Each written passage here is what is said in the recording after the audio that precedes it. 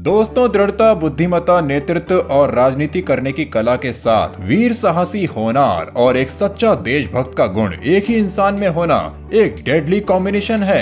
और अगर दुनिया में किसी में ये सारे गुण हुए तो इस दुनिया में उसकी फतेह निश्चित है। लेकिन एक ही व्यक्ति में इतने सारे गुण हो सकते हैं क्या? जवाब है हाँ। भारत का इतिहास उठाकर देखिए, आपको कई ऐसे योद्धा मिल जाएंगे जिनके अंदर ऐसे सैकड़ों गुण मौजूद होंगे। और ऐसे ही एक वीर योद्धा थे छत्रपति शिवाजी महाराज। आज शिवाजी महाराज की जयंती पर चलिए बात करते हैं उनकी इनक्रेडिबल हिस्ट्री की। तो कमेंट में फटाफट जय महाराष्ट्र जय शिवाजी लिखिए और वीडियो को शुरू से लास्ट तक देखिए। दोस्तों, मराठा साम्राज्य की स्थापना करने वाले, इंडियन नेवी और गोरिल्ला युद्ध को अस्तित्व में लाने वाले शिवाजी महाराज ने भारत को आर्थिक, सामाजिक और राजनीतिक रूप से मजबूत बनाने में कोई कमी नहीं छोड़ी। शिवाजी महाराज के जज्बे और उनकी रणनीतियां उस समय के महान योद्धाओं को भी घुटने टेकने पर मजबूर कर देती थीं।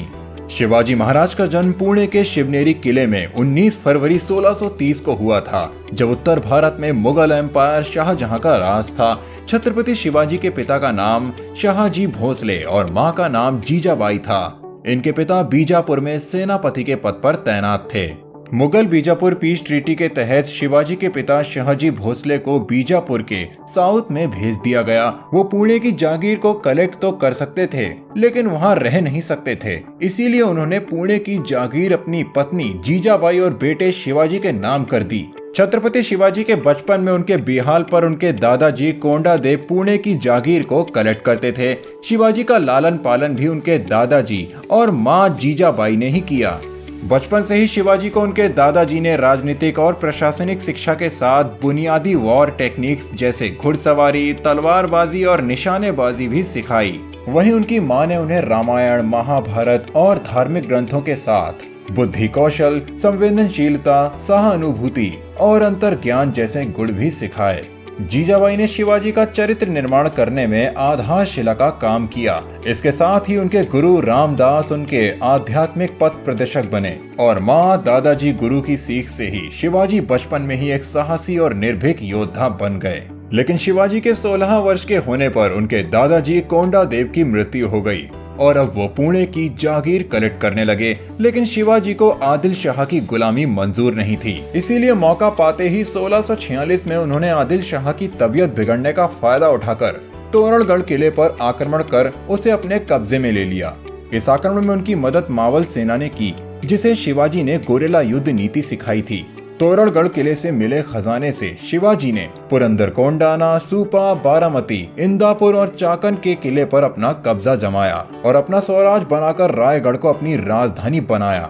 शिवाजी लगातार अपने राज्य का विस्तार करते जा रहे थे और अब बीजापुर का सुल्तान उनसे डरने लगा था। शिवाजी पर लगाम लगाने के लिए बीजापुर के सुल्तान ने उनके पिता यानी अपने सेनापति को ही बंदी बना लिया, जिसके बाद शिवाजी ने न केवल आदिल शाह को गोंडवाना का किला वापस किया, बल्कि कुछ समय के लिए पड़ोसी राज्य पर आक्रमण करना बंद कर दिया। और जैसे ही आदिल शाह ने शिवाजी के पिता को छोड़ा, शिवाजी ने मित्रता, संधि और गोरिल्ला युद्ध के जरिए आसपास के जागीरदारों को अपने साथ में लाया और अपनी सेना बनाई। शिवाजी की रणनीति को देखते हुए बीजापुर के सुल्तान आदिल शाह ने एक षड्यंत्र के तहत अपने सेनापति अफजल खान को शिवाजी से युद्ध करने के लिए भेजा। लेकिन शिवाजी ने अपनी चतुराई और बुद्धिमत्ता से अफजल खान को मौत के घाट उतार दिया और बीजापुर किले पर अपना कब्जा कर लिया। अब आदिल शाह बिल्कुल अकेला हो गया था, तो उसने मुगल बादशाह औरंगजेब से छत्रपति शिवाजी को हराने के लिए मदद मांगी। शिवाजी और औरंगजेब का आपसी युद्ध इतिहास की बेहद दिलचस्प घटना है। शिवाजी महाराज के किस्से औरंगजेब ने पहले ही सुन रखे थे, क्योंकि औरंगजेब भी मुगल साम्राज्य का विस्तार डेक्कन में करना चाहता था, लेकिन वहां पर शिवाजी महाराज का आधिपत्य था। 1660 में औरंगजेब ने शाहिस्ता खान को शिवाजी से युद्ध लड़ने के लिए भेजा, लेकिन शिवाजी ने शाही सेना के सामने युद्ध नीति की जगह रणनीति अपनाई और गोरिल्ला युद्ध के जरिए शाहिस्ता खान की 3 उंगली काटकर उनकी सेना को पछाड़ दिया। 1664 में शिवाजी ने औरंगजेब से बदला लेने के लिए सूरत पर आक्रमण किया और उसे अपने कब्जे में कर लिया। 1665 में औरंगजेब ने जय सिंह को शिवाजी का मुकाबला करने के लिए भेजा। इस दौरान जय सिंह की जीत हुई और शिवाजी और जय सिंह ने आपसी संधि की। इस संधि को इतिहास में पुरंदर की संधि कहा जाता है।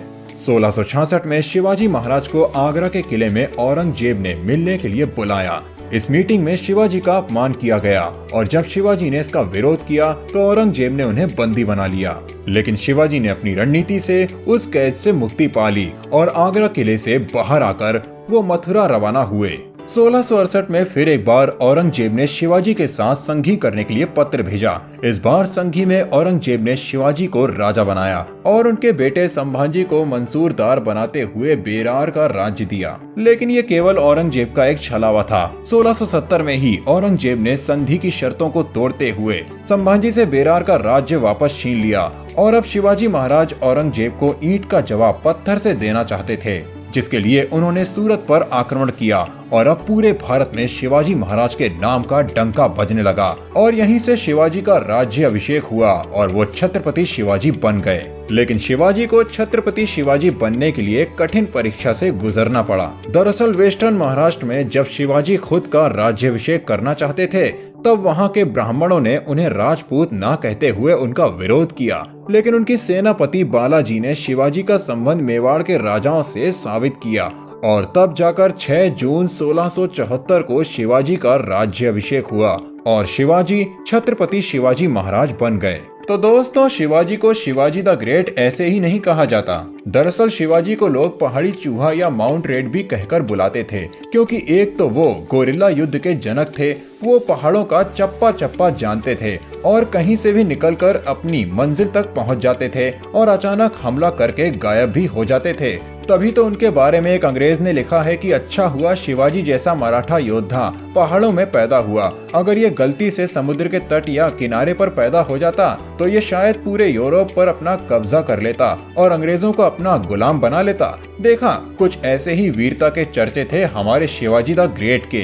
तो दोस्तों, ये थी शिवाजी महाराज की कहानी जो आज भी मराठाओं का गर्व कही जाती है। उम्मीद करते हैं कहानी आपको पसंद आई होगी। वीडियो पसंद आई हो तो वीडियो को लाइक करके चैनल को सब्सक्राइब करें और ज्यादा से ज्यादा लोगों तक शेयर करके कमेंट सेक्शन में जय मराठा जय शिवाजी जरूर लिखें।